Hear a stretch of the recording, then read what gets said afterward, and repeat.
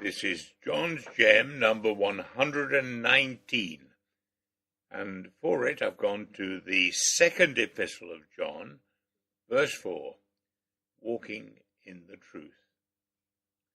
This second epistle of John is seldom read, but is rather lovely. It gives us a view into the very early church. We don't know who the writer was.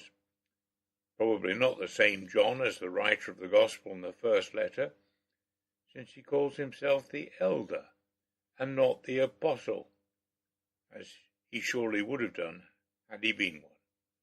It is also unclear who the lady chosen by God was.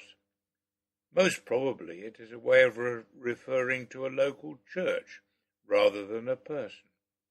We have this delightful phrase in verse 4, walking in the truth, as the commendation of the members of the church. All too often the various translators have in many places translated the word meaning walking by living, because that is clearly what it is a picture of. But in doing so, much is lost.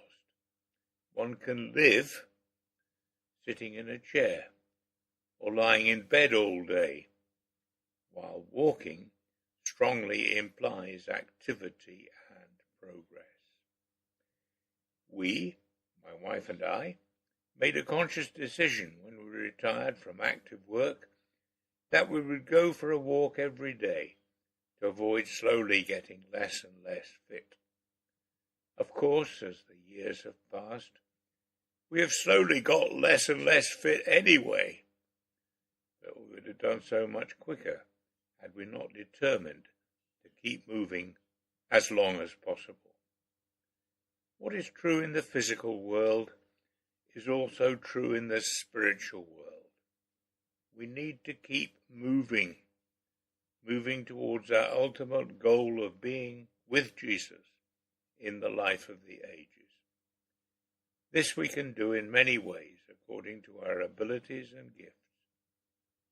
You may become much more regular in the prayer meetings and other meetings of your church than you have ever been able to be as you were working full time. Without intending to, I've slipped into thinking about the situation of those entering retirement. You will need to translate what I say into a more appropriate language if you are much younger. You may be able to help in the practical tasks involved in a church. You may be able to help with the outreach tasks as well, door-to-door work, visiting places with the gospel perhaps. If you are fortunate like me with these short gems, doing something with a directly Bible teaching ministry. An old wartime song exhorted people to keep right on to the end of the road. Keep right on to the end. That is excellent advice for us all in a spiritual sense. And of course, I don't actually need to look for secular encouragement. 1 John 2 verse 6 would say, walk as he walked, if they hadn't gone and translated the walks as lived, if you see what I mean. Or can we go to Isaiah chapter 2, verse 3, where it says, come, let us go up to the mountain of the Lord, to the temple of the God of Jacob. He will teach us his ways, so that we may walk in his paths. John has said, we are to walk in the way of truth. By truth, he means in the way set out by Jesus. Jesus did plenty of walking, backwards and forwards through Galilee, and on frequent visits to Jerusalem. Let us walk.